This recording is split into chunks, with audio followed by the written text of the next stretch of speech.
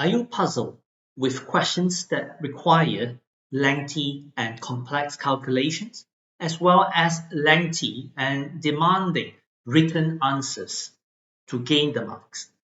Have you got a clue what exactly are the common issues and the challenges that faced by students in dealing with both the tasks? Have you got a clue what are the good habits and the preferred way to deal with both the tasks in scoring the marks as maximum as you could? Hello, my name is Tze Kang, the expert tutor for performance management, and this is the topic explainer dealing with numerical questions versus narrative questions in PM. As you may know, the performance management papers would contain both the tasks as mentioned in section C that comprise of 40% in total of the marks. First and foremost, what exactly are the key challenges that students are facing in dealing with both types of the tasks that were found in both the questions in section C of PM?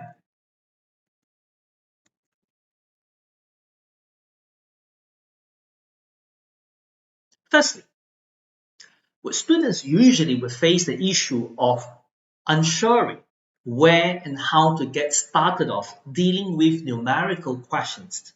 How are we supposed to get started off to put the first figure in the spreadsheet? Followed by, how are we to present the working in a systematic and effective manner? Thirdly, spending too much of time in dealing with designing a systematic and a nicely planned flow of work. Last but not least, how are we to prevent from having unclear and unstructured workings? So these are the main challenges that students are long waiting for its solutions. As for narrative questions, here are the common challenges that students are usually experiencing. Firstly, unsure what exactly the questions were asking. Secondly, ensuring where and how to get started off to plan off writing up, producing the written answer. Thirdly, again, spending too much of time in creating and thinking of what to write in the content of the answer. Finally, unstructured articulations that will make the students losing out the control on ensuring to answer the whole questions completely as required. So guys, how do we overcome those challenges that I mentioned a moment ago?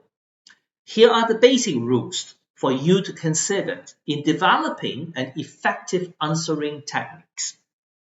Firstly, a good answering techniques will always start with reading thoroughly on understanding what the questions is asking.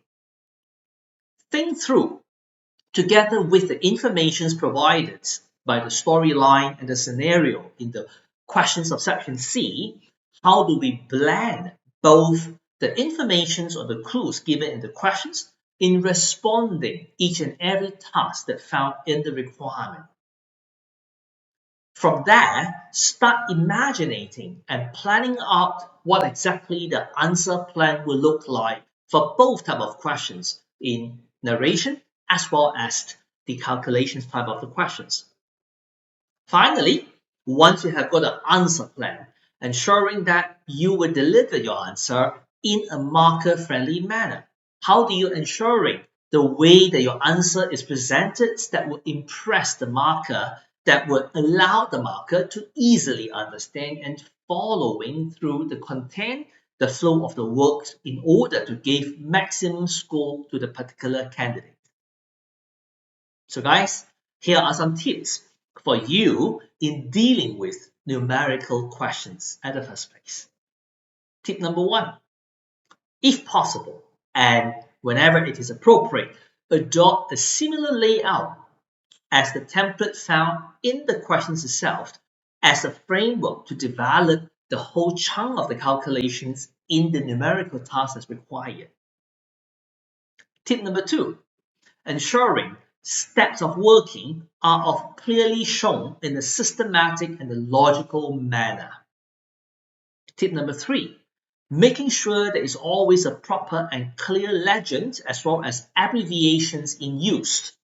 Do not leave the marker in the dark by using any undefined or unexplained symbols. Tip number 4, always shows the complete steps of workings, even though not all the values are managed to found within the time constraint. In other words, let the markers know you have got a whole and complete answer plan to reach to the destiny, except there will be some of the figures that is not able to found within the time constraint. Finally, let's not forget about the own figure rules, which I will explain more detail in the demonstration. How about the tips in dealing with narrative questions, guys? Well, you may aware some of the narrative questions were already provided with a pre-populated template in the words processor format. Should such template is provided in the questions, ensuring responses are to be placed at the right cell. Do not mix up. Do not place the wrong content at the wrong cell. That will earn you no credit or marks from the marker's perspective because you are not responding to the task correctly. However, if such pre-populated template is not available in the questions, but merely it is just an empty piece of the word processor template, what you have to do, guys, tip number 1, ensure each point of findings always comes with a short and precise headings to let the marker know what exactly that you are about to articulate. Tip number 2, if possible, ensuring one paragraph should only contain articulations of one key point of findings.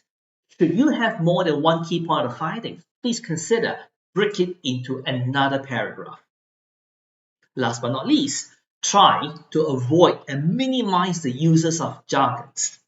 That is ensuring your content of message is clearly articulated in a simple language that marker would understand what you're trying to articulate clearly and easily.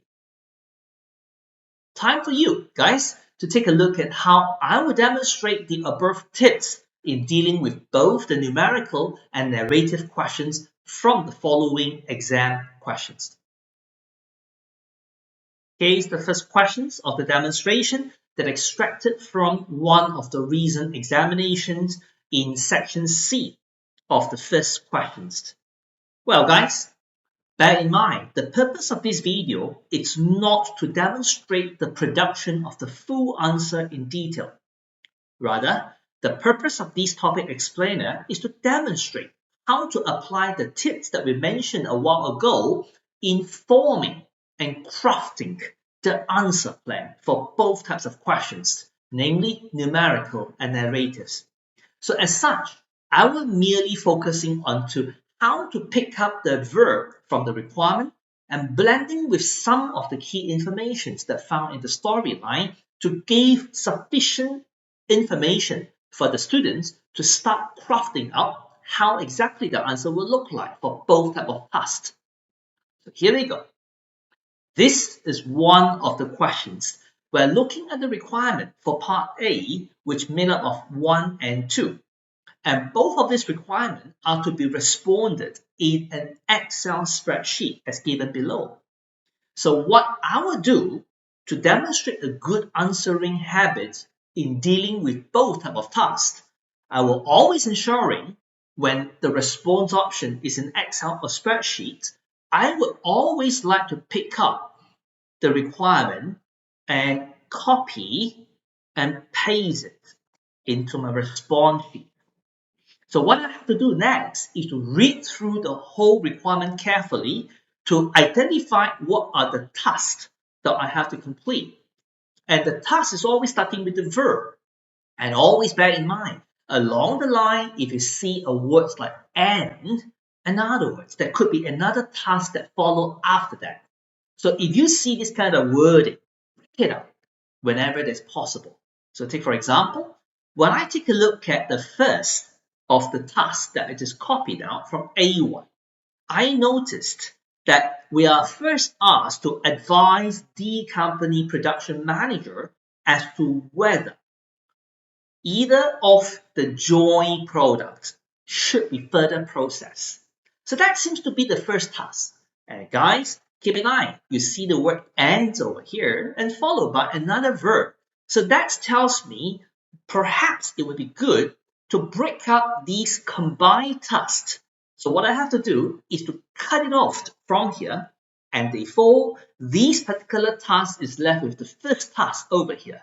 So what I will do is to take out the item 1 and I will leave 1 on the sideline because this will be the first task. When I have the first task identified, I will leave some spacing to demonstrate the production of working to derive the answer required. And then I'm going to paste the second task towards the second half of the worksheet. So on the second task, what we are asked is to calculate. So that will become the second heading. Calculate the optimal production plan for period 3. So immediately, I will turn my spreadsheet into, in a way, a pre-populated template with the 2 heading showing the 2 tasks clearly.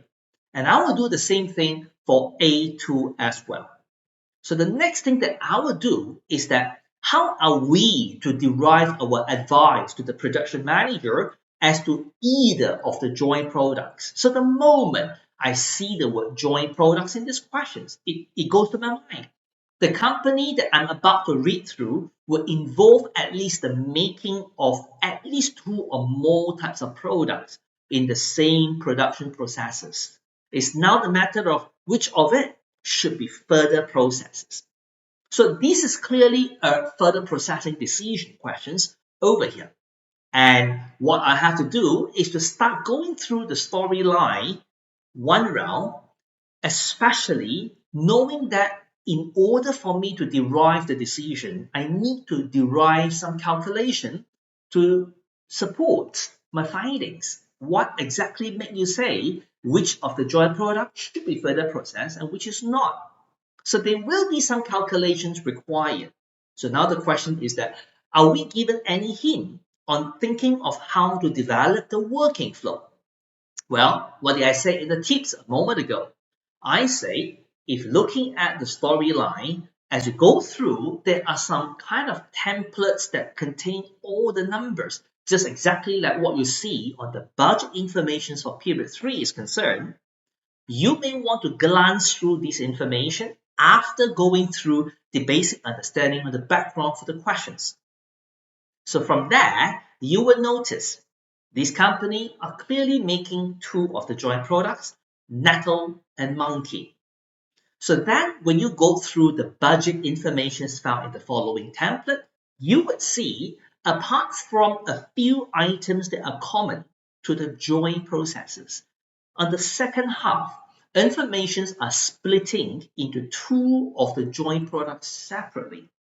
So looking at the task that mentioned in A1, the first task, I need to think about, in order for me to derive my decision, which of the 2 joint products should go a step further, I need to derive the payoff to figure out what exactly that the first joint product would end up if they take a further step on further processing. If I were to do the same thing for the second joint product, what exactly is the end result?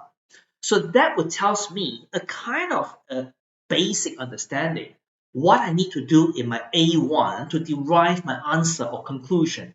I need to work out 2 sets of numbers, one for joint product 1, Nettle. The other is for joint product 2, Monkey. So happen when I look at the left-hand side of the table, especially on the second half, I notice they already show me how the template looks like for the 2 of these joint products. So this is what I meant on the tips a moment ago. I will make use of this sample of the layout to design my template in my Excel response option. So what I have to do is just to continue using the same pattern of the presentation, Nettle, as well as Monkey. And then I will start thinking of, as I mentioned to you on another tips, before you start diving down into how to make use of each of these figures after understanding what is given to you yourself need to have a solid technical understanding how to go about to make such a decision.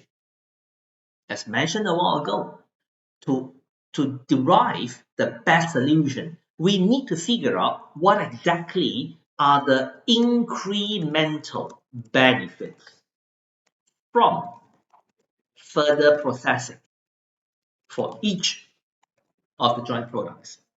Similarly applied, when we were to go through this additional work, what exactly will be coming instead of incremental benefit, what will be the incremental cost arising from the further processing.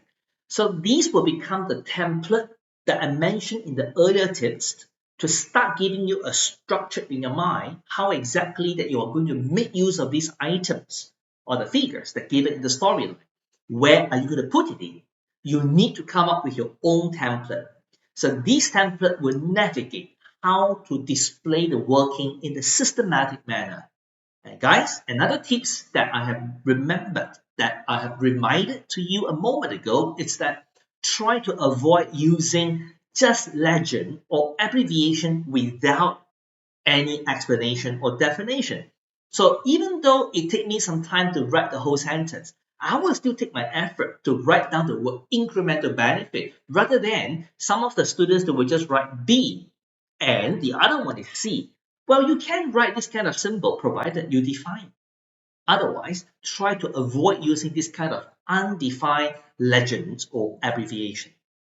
So that is when you will start plugging in the item into the cell accordingly. And of course, you may then just leave out the spacing according to your convenience and the needs. So the moment you have worked out both of these information, that will allow you to come up with a payoff for each of the joint product to derive the decision which of it should be further processed. Once the first answer is derived, it's time for us to take on to the second task that we're asked in calculating optimal production plan for period 3.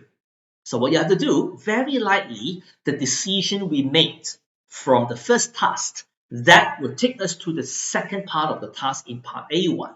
So I will need to make sure to know what exactly is my advice after getting to know my net incremental benefits or cost on each of the joint products. From there, these will tell me what exactly is the best things to do. So once we have got to know the advice on the further processing decision, I will be able to move on in calculating what is my best production plan. Again, following the information provided from the beginning to wherever it is appropriate, make use of the information and start plugging in the number into here. There is a possibility for these questions. You can continue showing the working on the two columns separately, or you can turn it into probably just a straightforward narrative calculation in the horizontal manner. But at least in this kind of demonstration, you can see how do I make use of the instructions that found in the requirement, and how do I make use of the format of the templates given in the story in helping me to develop a pre-populated templates from myself. And then once I have the templates developed, I will need to think about the entire framework of my answer to come up the end result that allows me to answer and address the questions like what I have just demonstrated. And last but not least, please ensuring all the tasks that mentioned and contained in the requirement were duly and fully answered. That is how you will have a chance to score maximum possible marks in part A1. Guys, give it a try on your own on part A2. And let's see if you manage to demonstrate the similar kind of style and habit to derive the answer framework, to craft out the answer plan based on what A2 is required. So that is the part that you can give a try after watching this video. After A1 and 2, that is clearly a part of the questions that is expecting a lot of calculation and some of the narrations required. So you can see that these are the numbering I indicate clearly to the marker, ensuring that I will give maximum convenience to the marker to follow through where to get to see my final results in order to grant me the marks and the credit. Let's take a look at what are the tasks that is required in these questions. In part B, that is another response.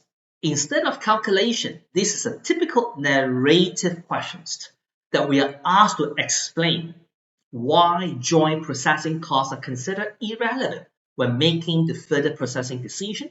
However, it becomes relevant when assessing the profitability of the overall processes. Well, to many students, they will start typing in the answer in a whole chunky and bulky paragraph of answer. Think again, back to the tips that I've mentioned a while ago in dealing with narrative questions. If I'm a student, you know what I'll do? If I read through this requirement carefully, I will again copy down and paste it into my words processor response, and I will put it into a bowl. And then I will notice that maybe it will be a good idea for me to start telling the marker, whatever I'm telling you guys, this is what we call plan for your answer. Okay, I read, I think, I plan. That's how I plan for my answer. How do you want to tell the story to the marker? To me, I may want to tell the story to the marker by explaining firstly why joint processing costs are considered irrelevant for making the further processing decision. So maybe when I explain the first part of the reason, I may want to start off my answer in this manner. Perhaps this is only a paragraph long. Looking at the marks given, I think this is just one paragraph worth of the answer. However, once I explain why is it not relevant, the second part of the task is asking, however, the same item of the cost will now become relevant when it assesses the profitability of the overall processes. Why is that so? That would be another paragraph that I will put it in telling the marker, what is that so? Now, when you break your answer based on the paragraph of the task from the requirement, that will help you to narrow down, sharpen up your answer plan. At least you know what is there to respond, and that is to prevent you from writing answers and content that is irrelevant. That is what we call answer planning for narrative questions. So this will stop you from nagging and waffling by responding strictly to what the task is required. So guys, that is one of the parts in dealing with the narrative questions without pre-populated template. Guys, same thing, apply for part C. There is no pre-populated template except the questions is asking to discuss the benefits of this company in investing in an ERP system. So this time, what you have to do, pick up the verb. They are asking for benefits. And the marks is telling you there could be more than one benefit you want to highlight to the marker. So very likely, you may want to tell me what is the first benefit by looking through the whole of the information given in the storyline. Pick up what exactly could be the benefits from the storyline. So you will start putting up the heading for benefit 1. Again, before you start narrating and articulating, it would be good for you to pick up those headings on the benefits that you already have identified from the storyline. Start writing down the title, the heading of the benefit 1 to 3, then only you start articulating. If you may ask, how many benefits do you have to give? Well, maximum, if you look at the marks, if you would like to earn 6 out of 6, you may have to give about 6 benefits. But to me, in order to be more practical within the time constraint, I may want to just go for half the mark on the assumption one well-articulated point may worth 1 mark. So at least I will think about 3 benefits. If you want to give some safety, room for errors, you may want to give about 4 benefits.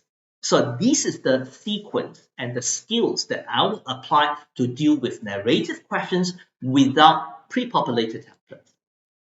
Maybe it's time for you to take a look at the next questions in the same exam setting. But this time, I am given a pre-populated templates for part A. Well, guys, spend some time, read through what the questions is required. They are asked for each of the 6 dimensions under the building block model. Here comes the verbs. Identify one objective together with one corresponding performance indicator that will be used by Lemmic Air to measure its performances. And the objective and measure should be relevant to this company. And please justify your choice of objective and measure for each dimension. In other words, based upon this template, what you have to do, just think carefully based on the storyline given, write a very clear objective, suggest a smart performance indicator, and please do not forget to write why. Why do you suggest? Suggest what? Suggest the objective and the performance indicator as what the questions require. So they are 2 justifications. First one, you may want a justification on your objectives. So again, I will use my heading to clearly tell the marker what exactly am I suggesting and why am I saying so. Secondly, why are you suggesting that particular performance indicator? Why do you say so? And you may just want to copy this format of answer to each of the other 5 dimensions when you come to justification. That will again make your answer very clear-cut. That will prevent you from waffling, and instead you will just go straight and answer to what the question is being asked for each and every of the dimension in the building block model. Guys, in case the note did not say use the template provided below. Instead, the following word processor is just an empty piece of processor. What can you do? The answer is please make good use of this table function. If the pre-populated template is not given, you create one yourself. That will make, for instance, your answer much more systematic. That will prevent you from waffling. So I hope this kind of good habit will give you an idea how to deal with narrative question with or without pre-populated template. Last but not least, looking at the second part of this questions, that is asking to discuss the issue that faced by the company dealing with managing environmental costs. Like what we have said on the earlier questions, where they say explain or discuss. Benefits, challenges, limitation, in this case, issues. Again, guys, issues, what does it mean? There will be more than one issues that you may want to put it down. So again, what is a good writing skill and answering habit? You may want to think about what are the first issue, come up with a heading based on the storylines given, and then think about what is the issue number 2 with the heading. Before you articulate, please write the heading first. So think about what are the issues that you have. Again, let's count how many issues that you must identify. You will need a passing mark of 3. So at least you will need to have 3 issues to be found and suggested and articulated. So this is how you develop your answering plan from a blank piece of the Microsoft Word processor to a one that comes within a way, a pre-populated template that created by yourself. Last but not least, in the event you are not too sure about any questions that deal with calculation, as we mentioned before, let's not forget, do not just give up the chance. Always let the marker know. From both the narrative and the numerical questions, you want to let the marker know you have got the answer plan in the mind, but either due to time constraint or inability to derive the figures correctly, you just got to move on. Leave aside any number that you're not sure. Just keep going on. Fill in whatever you know. Until the end, whatever figures that you just enter, use it to derive your recommendation and your suggestion. That is what we call own figure rules, because what you will lose the mark is only the part that you fail to derive the figure correctly. But when you start narrating based on the incorrect number, as long as the narration is well and correctly articulated, you will still get the full marks on the second half. That is what we call own figure rules. Okay? I hope with all these tips, that will give you a better and a clearer idea how to deal with both types of questions in narrative as well as the computational or numerical questions. With that, do all the best in your upcoming examination.